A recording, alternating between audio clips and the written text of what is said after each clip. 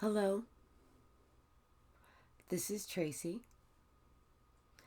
and today I want to talk about breaking generational curses. Now, if you read or have read the Bible, you understand what a generational curse is. You understand that you have one on your paternal side, and you also understand that you have one on your maternal side.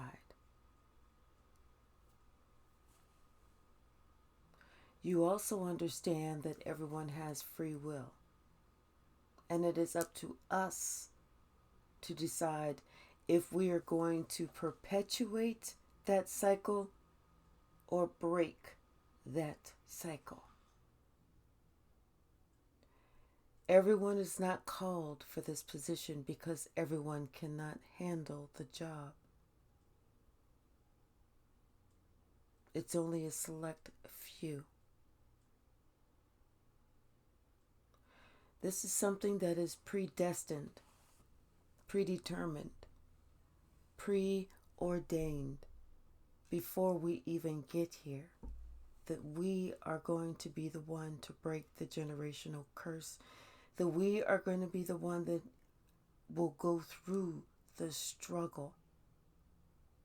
However, everyone that is appointed that position, everyone doesn't make it. Everyone does not break it.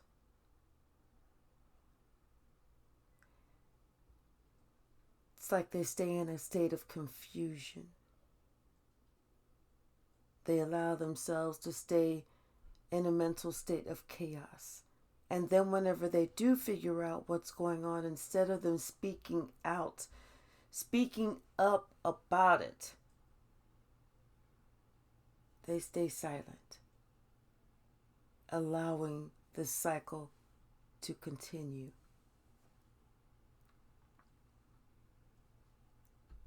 For me, it was back in 1997, and I lived in Colorado. And that's whenever I started taking my walk with God, my spirituality, extremely serious.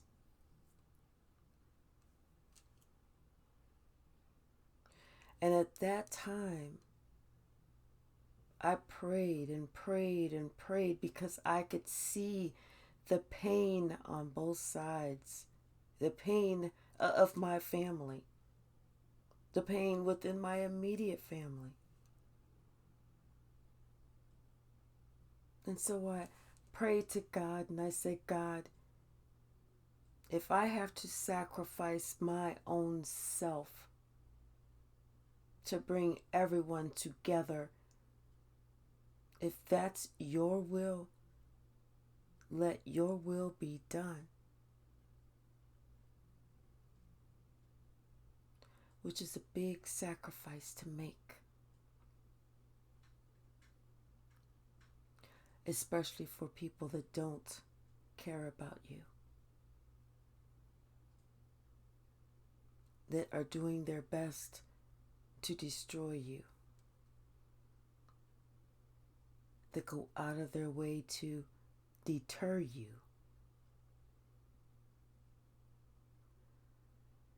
But I continue to stay strong in my faith and in my walk with God,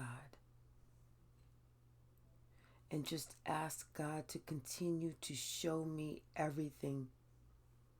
Allow me to feel everything. Even if it means that I have to suffer the most painful, heartfelt pain.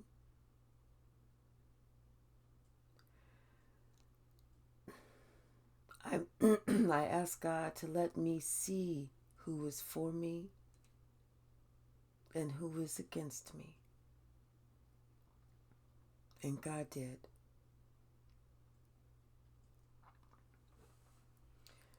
So it was about 3 years ago. And I decided that it was time to stop this. Because 3 years ago is whenever the pain of being a scapegoat, the pain of being an outcast, the pain of being the black sheep, the pain of being the blame for everything, the pain of being the family garbage can became too much. And it was at that time God told me, I have to leave everyone. Everyone. I was hesitant. I was hesitant because I have a son. What loving mother wants to leave her son? What good mother could leave her child? And within those 3 years, God showed me over and over and over and over and over again by that same son. Why? I could not save him.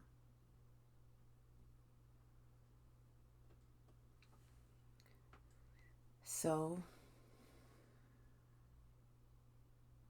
I did. On April the 1st, I left. Everyone, including my son.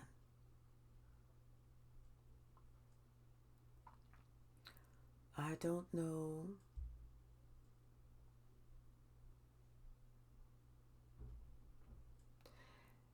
if anyone has had to leave their child besides the mothers who give their children up at birth, or because of circumstances they're not able to raise their children because they're younger than 18. But my child is in his mid-30s.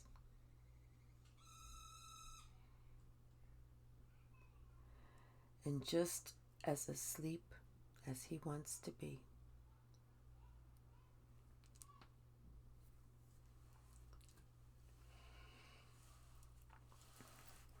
I told my son about his biological father when he was 19. And for whatever reason, instead of him wanting to know more, instead of him accepting that, instead of him being thankful that I was still here, instead he ran and he talked with my father, who gave him horrible advice.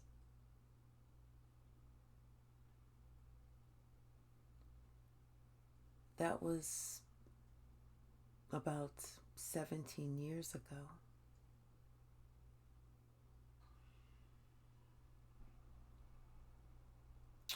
So 17 years later, I'm finally at the place where I decided to take out my sword of truth and break these generational curses.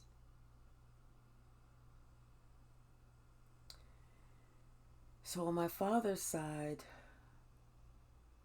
back in the day, way back in the day, from what I understand, there was a clash between two brothers and one woman. So it was like about lies. It was about deceit. It was about backstabbing. It was about a game. Control. Who could have the upper hand? It was not about love. It was not about loyalty. It was not about respect. And it most definitely was not about family.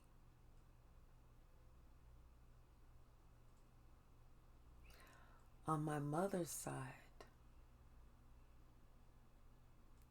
me witnessing, hearing, learning for myself,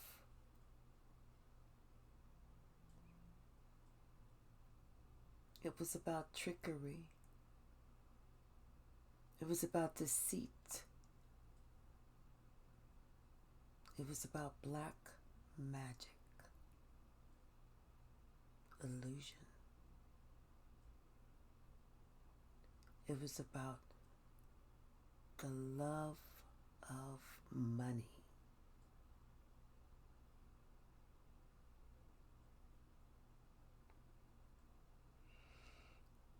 So I was bestowed the greatest honor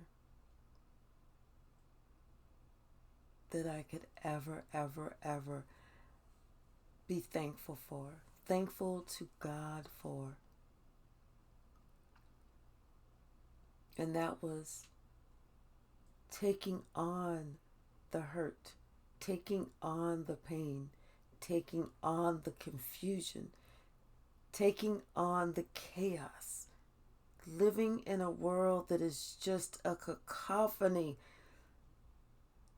going through the dark night of my own soul to understand exactly what the dark looks like,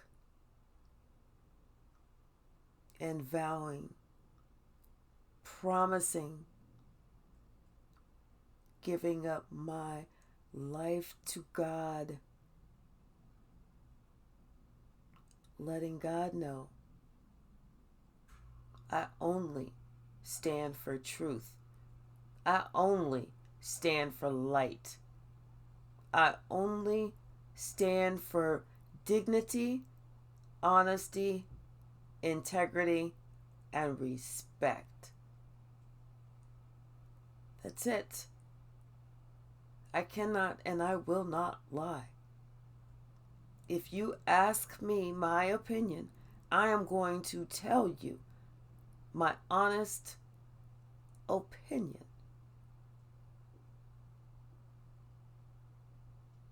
Even if you don't ask me my opinion, if God lets me know I should share something with you, trust and believe.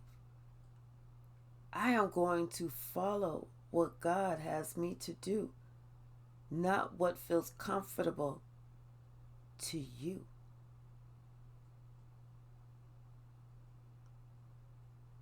So I gave my life to God. And people sit back and they're like, what? Really? When did she do that? But I hear how she talks. She curses. She likes to dance to rap music and she sings rap music.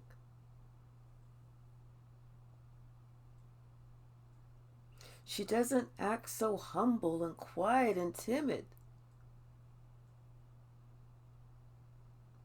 And she's not afraid to put us in our motherfucking place. That's right. Because I gave my heart, my soul, and my spirit to God. Whatever I do in word and deed, I do it in His name.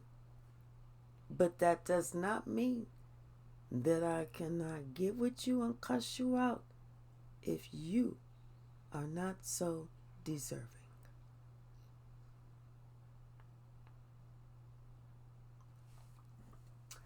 You know, I have a half sister.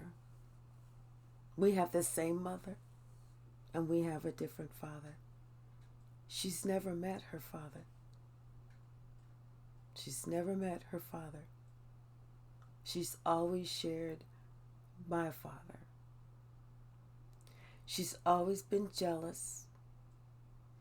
She's always been that person to throw a rock and hide her hand. She's an expert instigator. She's also one of Wisconsin's biggest witches.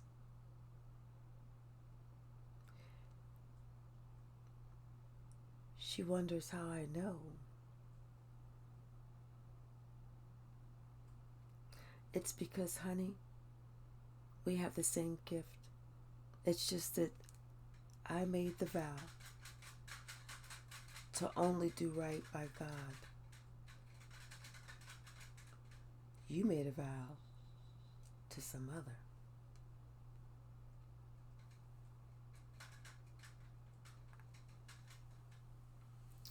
It's the jealousy.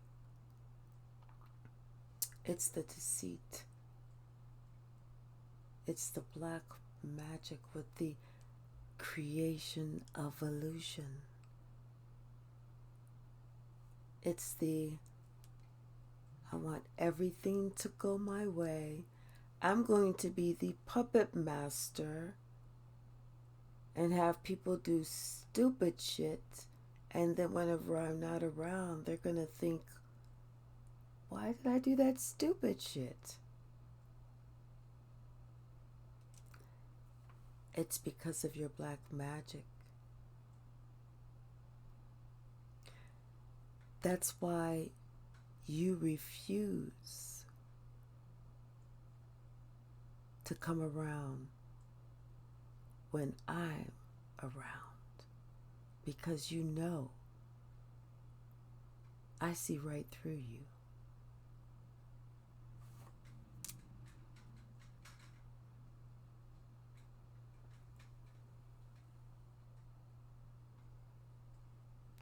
Always have and always will. But I want you to know that photo that you stole, I was a baby. You were 18 months older than me. And then our older brother, the three of us, those stair steps, and you know exactly what photo. That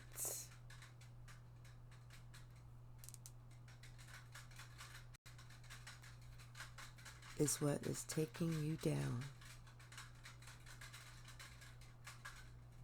So enjoy it. Enjoy it.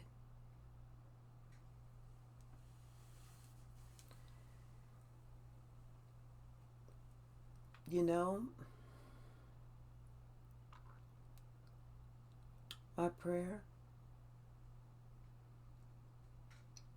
is that those who have been tired of being oppressed and depressed and afraid to speak up, to say how they really feel, to show who they truly are,